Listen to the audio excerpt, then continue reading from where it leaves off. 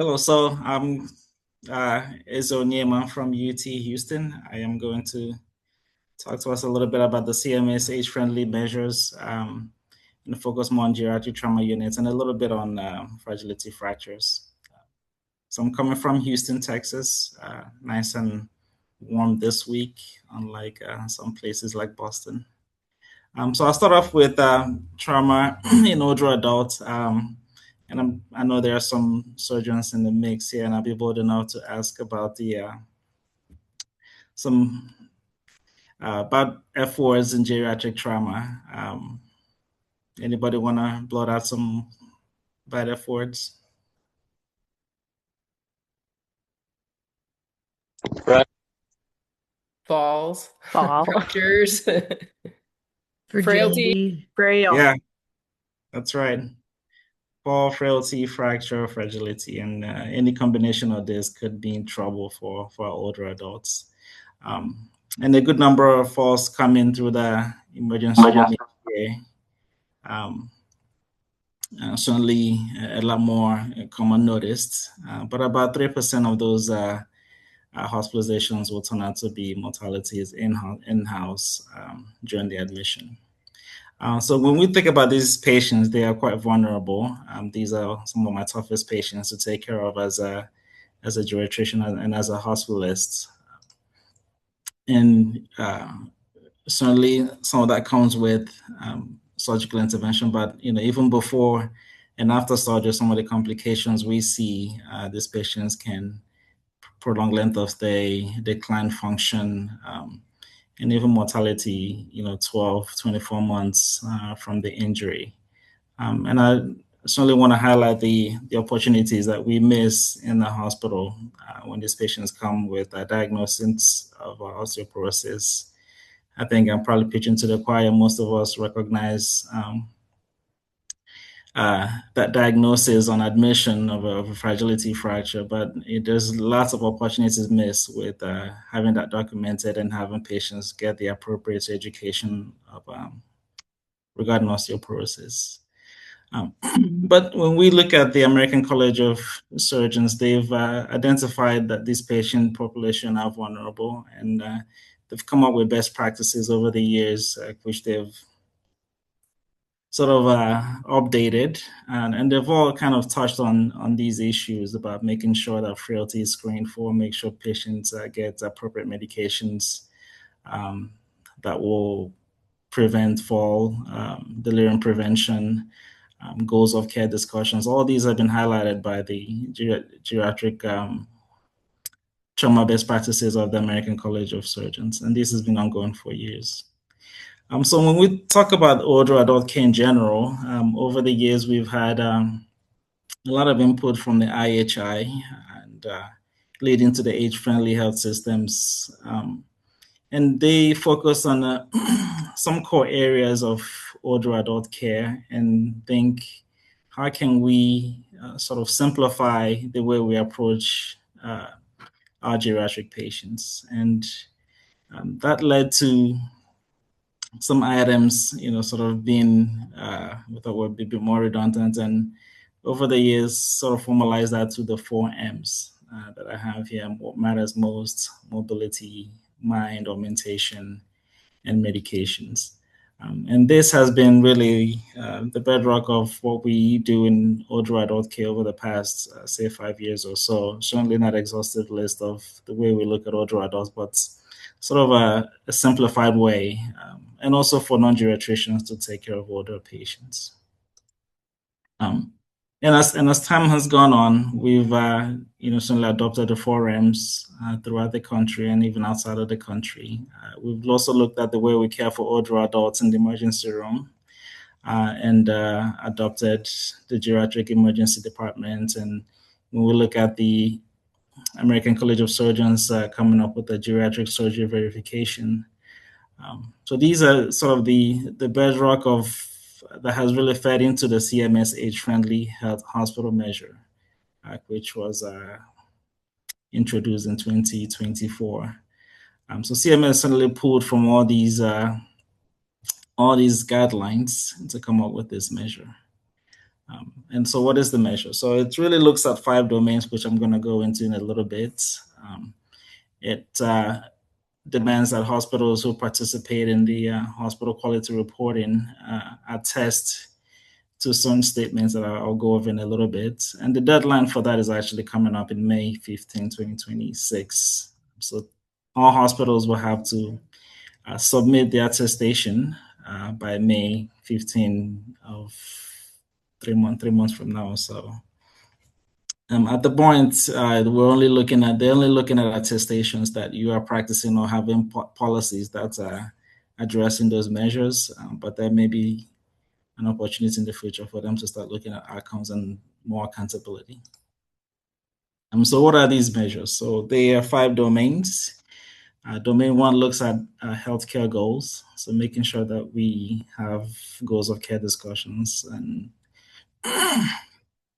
regarding decision making with our patients before and after major operation or any change in clinical status. So that will be domain 1. And when we look at how that was, we look at the 4 REMs, that certainly impacts what matters most in terms of the 4 REMs. So domain 2 looks at medication use, making sure patients' medications are reviewed, making sure that deprescribed medications are deprescribed that are inappropriate for older adults or potentially inappropriate for older adults. Domain, and of course, when it comes to bone health, making sure that patients get the right medications for osteoporosis. Domain 3 looks at frailty screening and making sure that systems have in place protocols to screen and intervene, come up with interventions for patients with frailty. And I want to highlight the number 4 point here is talking about the ED burden. I know if your system is like mine, it's been a big issue for older adults boarding in the ED. But the idea is for there to be a protocol to transfer these patients from the ED to their target location. And what they highlighted was having a certain percentage, and I don't know what that percentage is going to be. It's going to be dependent on each hospital system, on each hospital. But they haven't highlighted what that number should be. So we go to domain 4, that looks at social vulnerability. Making sure items of psychosocial stressors, caregiver burden identified and managed, making sure patients are being screened for other mistreatment or abuse. Financial burdens are addressed as well. That will cover here. And then domain 5 really wants the hospital system to have an interprofessional committee, and depending on how big the system is, maybe 1 or 2 person committee. But anyway, there should be a committee that looks at data and comes up with policies to manage all of this that we talked about in the domains 1 to 4. So when we, at our hospital, Memorial Hermann Hospital in the Texas Medical Center in Houston, we are a level 1 trauma institution. We're the primary teaching hospital for UT, McGovern Medical School. And we have a geriatric trauma unit. We call it a silver trauma unit. Came up about 2018. Small unit, 17 beds. We've also adopted 10 beds in the emergency room. So dedicated semi-private rooms in the emergency room for older adults with trauma. This was really to address the limitations we had upstairs in our 17-bed unit. This unit is run by hospitalists with additional trauma training in terms of the ATLS, and is a co-management model where we collaborate with our trauma surgeons and taking care of these patients. Currently, the hospitalists running the unit are geriatricians. So myself and another hospitalist who are geriatric trained hospitalists running these units. Again, we've sort of been drinking the Kool-Aid of age-friendly healthcare and JEDA and the geriatric surgery verification. So that may not be the case for every hospital system here, but that has been our journey. And in terms of the domain one, making sure advanced care conversations are happening in the ED. We have dedicated social workers who are helping us identify medical power of attorney of a patient. That has really been a big issue for us in our hospital, because we do run into that problem of coming to time of discharge or going to a SNF and we're trying to identify who the medical power of attorney is going to be. But that has been helpful for us. As far as domain two, looking at medications, tramadol has been really a big problem for us in our hospital, and we've been working on that. We designed an order set that really excludes tramadol, but again, still an issue to work with because we're still having prescriptions of tramadol throughout our system. Every hip fracture gets a peripheral nerve block.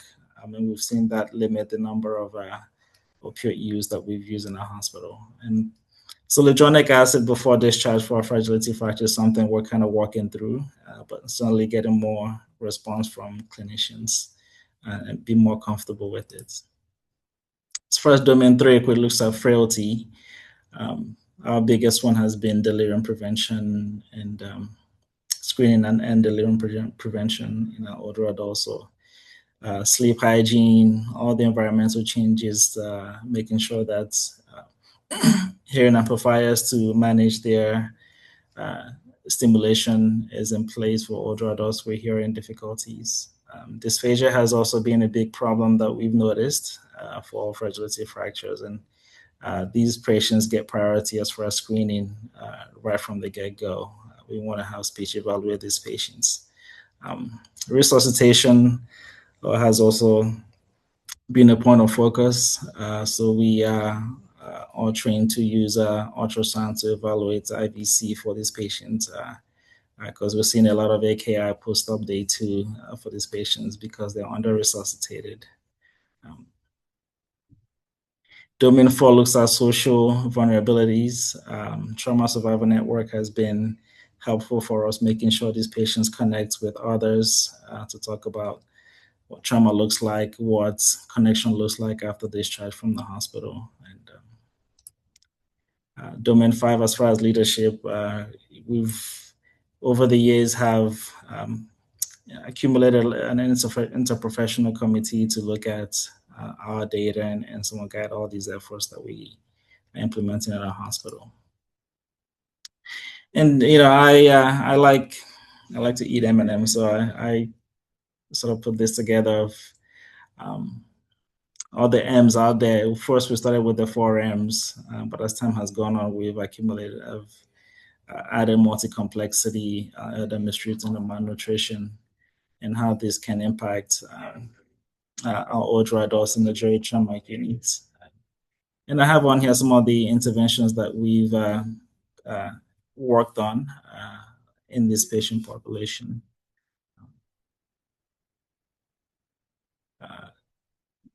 I'll sort of move on. So really what we've done is kind of map out our way of really going about this and making sure that we not only figure out what measures to focus on and what outcomes to focus on, but we've really been asking ourselves, these questions, what this means for us, what work are we have been doing but not documenting appropriately, what are the screening that we're doing without really having added interventions to follow up with the screening results. And that has really been the way we've looked at it, and I certainly recommend that to any hospital that is looking to venture into this. But really focusing on what you're doing already, standardize what you're doing, making sure that whatever outcomes you're focused on are certainly the ones that CMS talks about. So the whole point of this is not to screen and screen and screen, right? So really, we want to spend less time screening, but coming up with interventions that's going to improve outcomes. So I think for a lot of hospitals, this has been in place measures have been in place to alleviate negative outcomes in older adults. I think figuring out what ways we can sort of leverage that to make sure that what we're doing already counts and is reportable to CMS. So I will stop here. And I Thank know you. Esteban is going to That go was next. wonderful. Esteban, are you ready? Yep. Do you feel like you can pull yours up? In the meantime, I really liked all the extra M's. Maybe Yeah. we can dive a little bit into those at the end here.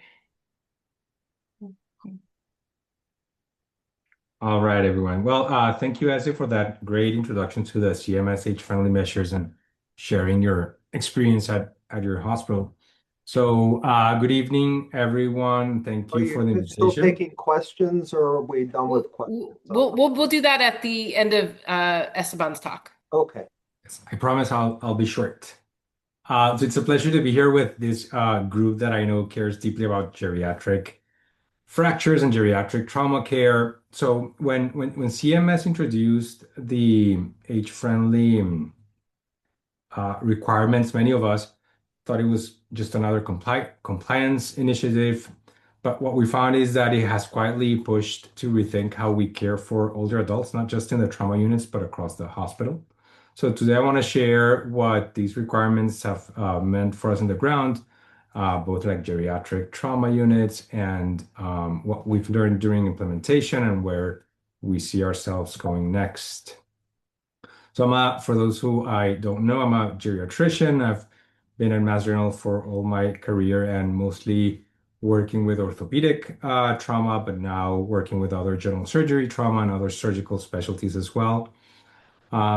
So before CMS said anything, we were already living with demographic shifts. We know that our older adults are now the fastest growing trauma population, as well as, I'm sorry, a little bit under the weather today, so forgive my coughing. So fractures or trauma in this group, we know that are rarely isolated events and that they sit on top of frailty, multimorbidity, functional vulnerabilities, and that traditional trauma systems were designed around younger physiology and rapid rescue, but that for our older adults, outcomes are more driven or are less driven by survival alone and more by function and recovery. So we were very good at fixing bones, but we were less consistent at preserving the person attached to those bones. So CMS framed this challenge on the 4Ms that as I already talked about. None of these ideas are new to geriatrics. We've been teaching all of this for years. But I think what CMS did was ask health systems to demonstrate that these principles are built into everyday care and hopefully not just dependent on individual champions in hospitals where geriatrics is available, but hopefully to push to create more system level changes. So in other words, like changing this, making this about more infrastructure and about incentivizing the creation of reliable systems to deliver this age-friendly care. When we translate these 4Ms into trauma care, they become more concrete. Early conversations about goals of care and expectations, routine delirium screening, medication review under high pressure settings, and early safe mobilization despite patients' injuries. One of our biggest lessons was when we first started this process was when we started measuring and documenting more delirium. We saw how this changed the teams and how they worked. Once we started screening more consistently and documenting, it became more difficult to ignore how much delirium was shaped by our hospital environments, by pain control, sleep disruptions, mobility. So delirium became more of a shared responsibility. And we created a delirium task force, which is co-chaired by a geriatrician, pharmacist, nursing directors, a quality specialist, physical therapy, and has input from neurology, psychiatry, and many other specialties, including PM&R, looking at the whole system and how we can improve this. Then there was also a creation of a mobility committee to help improve and standardize mobility measures across, a very big, academic hospital like ours. Another major lesson was that geriatrics cannot function at the margins of trauma care. Our experience with orthopedic trauma, from many years ago, has been has shown how when you embed geriatrics early on in the care for these patients tend to do better. Then it expanded to our POSH clinic, where we're looking into getting patients to see geriatrics before elective procedures. And now it has shifted to looking into how we can embed more with general surgery trauma and other acute medical services like emergency medicine, has a geriatric emergency medicine division now, and a couple of specialists there doing a lot of quality improvement work. So this has all shifted the culture from a reactive consult models to more collaborative co-management. And then most importantly, it distributes the ownership of outcomes across the different specialties. So geriatric, so where we are now, like geriatric involvement happens earlier. As we mentioned with the ortho trauma service, we try to see these patients as soon as they get into the hospital, even if they're still in the emergency room. With the general surgery trauma patients, we're trying to have the trauma APPs do delirium screenings and frailty screenings, and get geriatrics involved earlier in the care of these patients rather than waiting until they get delirious or more complications. Working very closely with physical therapy to mobilize these patients, orthopedic patients, with the goals of getting them out of bed on, postoperative day 0 or day 1, if possible. Delirium prevention has become more increasingly normalized, and functional outcomes are becoming more part of a routine discussion. At the same time, age-friendly care remains vulnerable to staffing variations, weekend gaps, and rehab bottlenecks. And like most good ideas in healthcare, it works beautifully Monday through Friday. But we're working on also how do we cover that gap during the weekend so that there's not that interruption in care. Finally, the next phase is moving more from compliance. CMS certifications require just checking some lists, but hopefully in the future to work more towards measuring performance.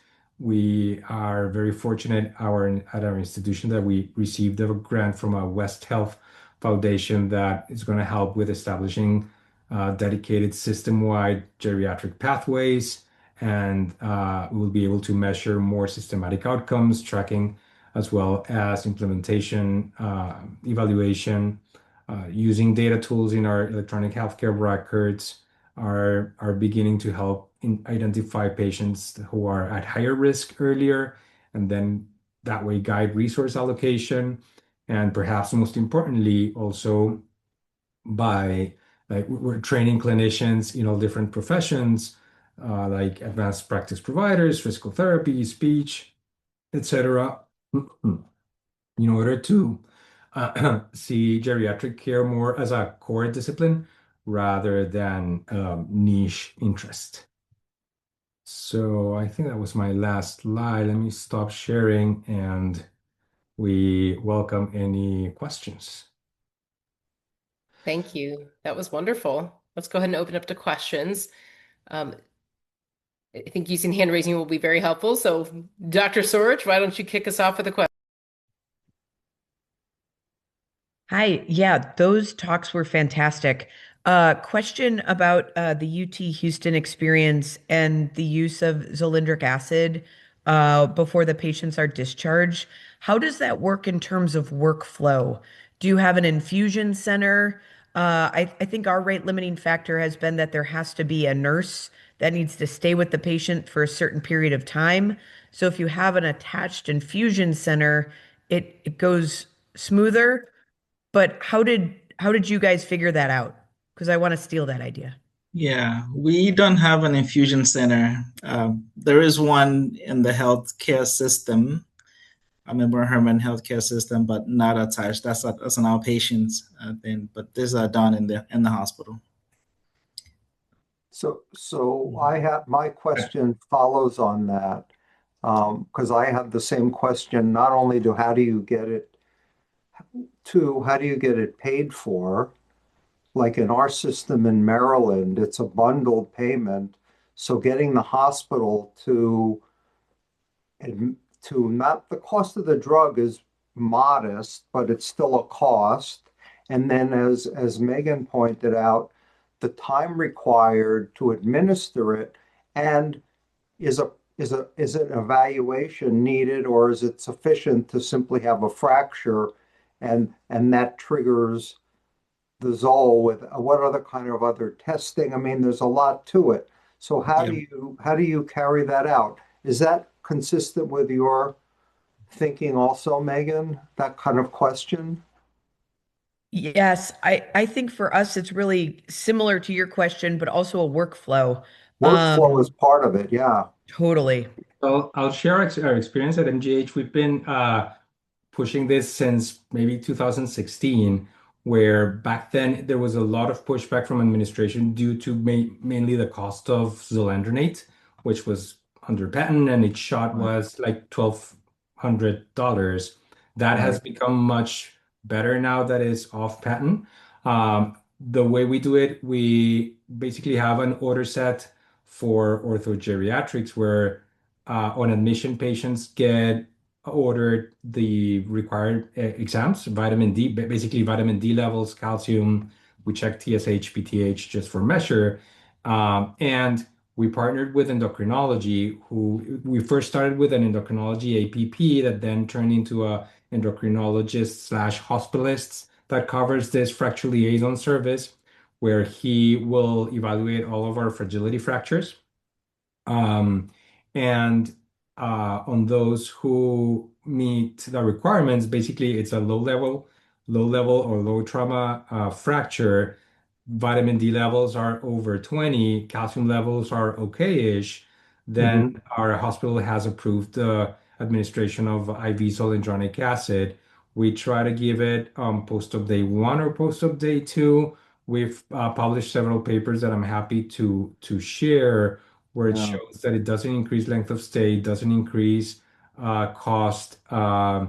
It's safe in terms of the most common inflammatory reaction Mhm. of that low-grade fever. It really didn't trigger any additional infectious workup once you get everybody under the same under the same page.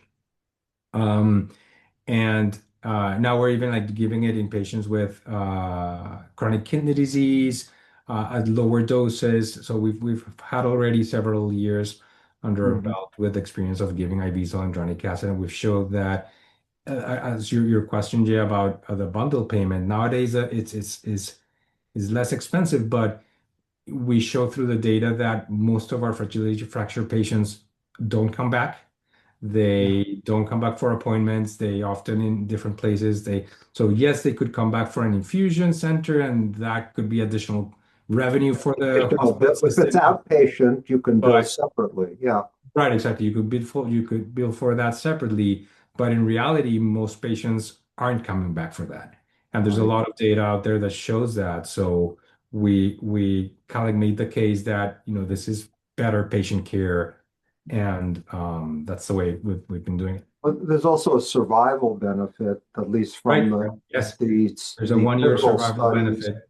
and Yep. fewer fractures in the future. So if Medicare were to cover it all, it would be to their advantage. But if it's sort of fragmented payment systems, it's harder to.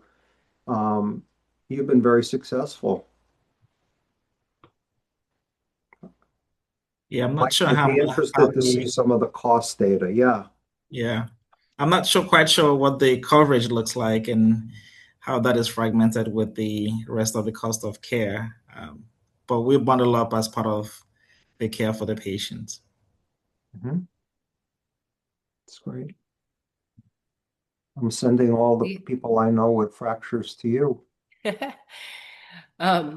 Great discussion. I think we have time for one more if anybody has one more question, and then we're going to move to the next speaker.